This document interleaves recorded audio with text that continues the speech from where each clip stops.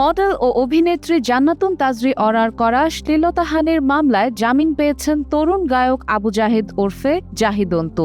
বৃহস্পতিবার ঢাকার metropolitan magistrate মাহবুব আলমের আদালত শুনানি শেষে 500 টাকা মুচলেকায় আগামী 19 এপ্রিল পর্যন্ত তার জামিন মঞ্জুর করেন।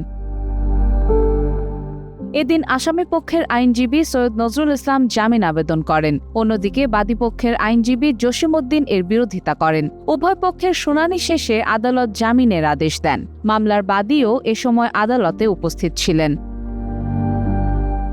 মামলার অভিযোগে বলা হয়েছে, গত বছর ঢাকা বিশ্ববিদ্যালয়ের টিএসসিতে গিটার ক্লাসকে কেন্দ্র করে ওই ছাত্রীর সঙ্গে অন্তুর পরিচয় হয়। এক পর্যায়ে তাদের মধ্যে প্রেমের সম্পর্ক গড়ে ওঠে। পরে সে সম্পর্ক ভেঙে গেলে যোগাযোগও বন্ধ হয়ে যায়।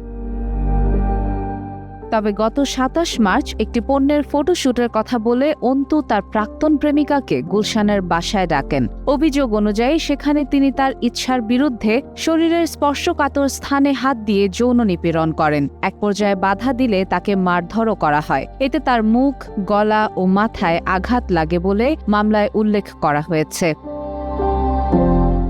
পরে তিনি কৌশলে বাসা থেকে বের হয়ে স্বজনদের সহযোগিতায় প্রাথমিক চিকিৎসা নেন। এরপর বুধবার রাতে তিনি মামলা দায়ের করলে বৃহস্পতিবার সকালে গুলশান এভিনিউ এলাকা থেকে পুলিশ অন্তুকে গ্রেফতার করে আদালতে হাজির করে। সাদিয়া ইসলাম, টাইমস টুডে।